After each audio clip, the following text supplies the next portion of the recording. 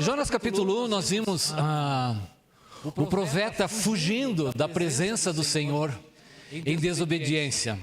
E ali vimos como Deus pôs toda a criação e o improvável para mostrar que Jonas não estava num bom caminho. Ele era meio ruim, ele não tinha GPS. Deus mandou ele, você vai para o leste, ele foi para o oeste. Ele fugiu da presença de Deus. Mas Deus tinha uma ordem clara, tácita para ele, e ele entendeu muito bem o que Deus queria. E vimos ali que quando Deus quer fazer alguma coisa, Ele o fará.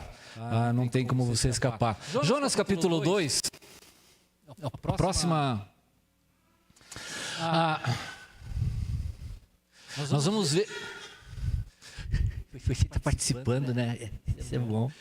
Jonas capítulo 2, o profeta fala na presença do Senhor. Primeiro ele foge, agora ele fala no presente em arrependimento.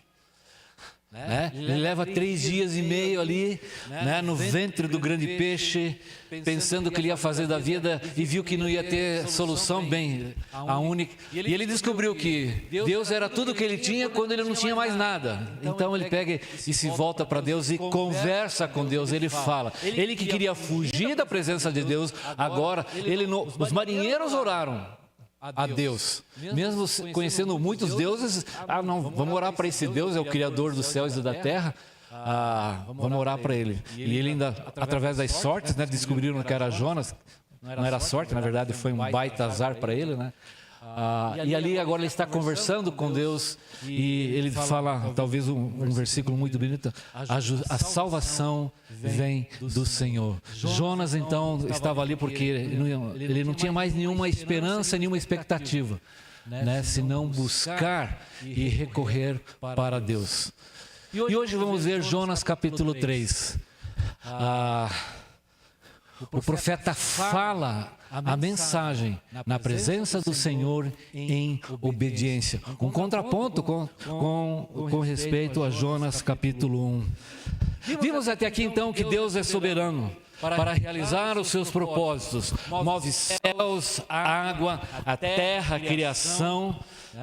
Jó capítulo 42, 3 diz assim: nenhum dos planos do Senhor pode ser frustrado. Não há como os seus planos serem mudados, alterados por qualquer coisa que seja. Ele é soberano na história, nas circunstâncias e até mesmo no improvável. Deus é soberano. E mesmo a desobediência, nem mesmo a desobediência de um profeta foi capaz, foi tão forte e violenta para mudar os planos de Deus. Grande rebeldia, grande disciplina, a tormenta, os raios, a fuga, nada pôde. E Deus então o disciplina, mas também traz livramento. A desobediência, nós vimos, é um caminho declinante e frustrante. Mas a graça de Deus, como cantamos hoje, ela é sempre abundante, surpreendente, incompreensível.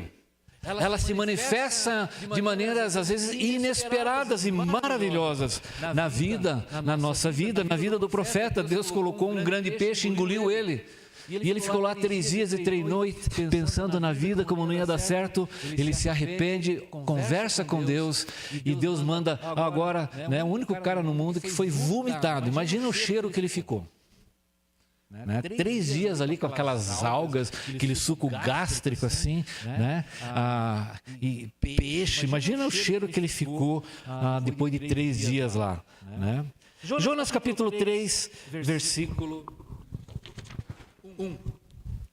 Veio a palavra do Senhor segunda vez a Jonas, dizendo: dispõe-te, vai à grande cidade de Nínive e proclama contra ela a mensagem que eu te digo. Deus vem e conversa de novo e fala a mesma coisa para Jonas. Mas observe, Deus não faz nenhum comentário, nenhuma reprimenda. Aquela coisa, eu não te disse? Eu sabia. Deus não falou nada disso. Simplesmente repetiu a mensagem. Ele não mudou os seus planos. Deus não muda. Não sabemos necessariamente quanto tempo se passou. Ele ficou 3 dias e 3 noites, vomitou ali, e depois veio a palavra. Desse tempo onde ele foi vomitado na praia, até vir a palavra de Deus, não sabemos ao certo. A questão é que a viagem que ele teria que fazer ali de Jope, no litoral no Mediterrâneo, onde fica Israel, até Nínive, é mais ou menos uma viagem de 1 mês. Que ele teria que caminhar, fazer aquela viagem a essa cidade.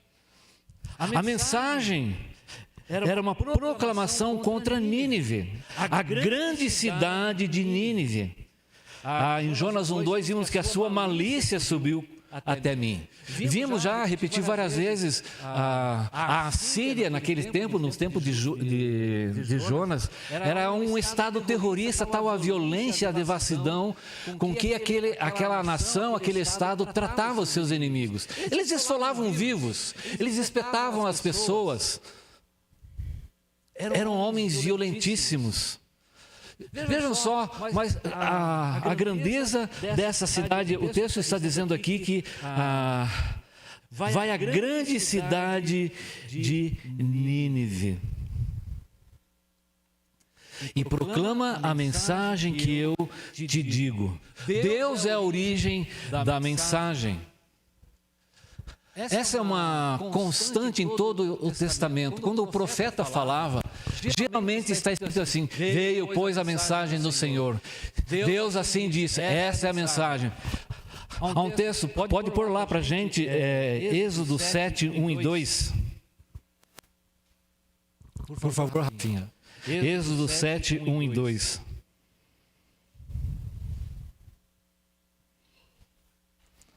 Então o Senhor disse a Moisés: veja, eu o constituí como Deus sobre Faraó, e o seu irmão Arão será o seu profeta. Versículo 2.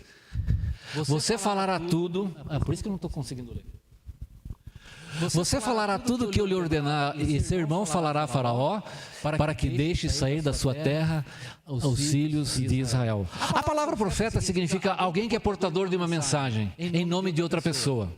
Normalmente ele traz uma mensagem, e geralmente as mensagens do profeta não são boas mensagens, são palavras duras. Ninguém gostava do profeta, de ouvir um profeta, porque as suas palavras eram duras, muitas vezes denunciavam os pecados, denunciavam os reis de Israel, os próprios profetas de Israel, os juízes de Israel, os sacerdotes de Israel, o povo de Israel. Eles desciam a lenha e eles não eram bem vistos, mas era normal. Veja 1 Reis 22:5, Rafinha.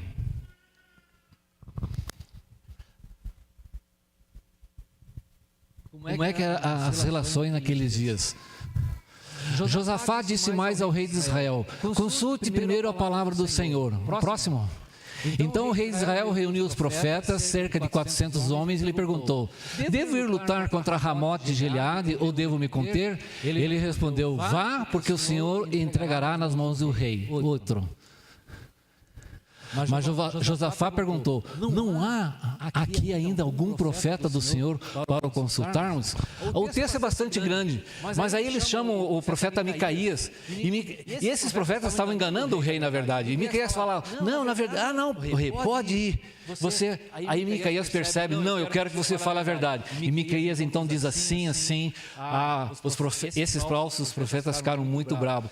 Mas eles confiavam e consultavam ao Senhor mediante os profetas. E toda a narrativa vai ali como aqueles homens se insurgiram contra Micaías, o profeta, que trazia a mensagem. A mensagem que eu te digo. Jonas não era a fonte da mensagem, ele devia pregar tão somente a palavra de Deus.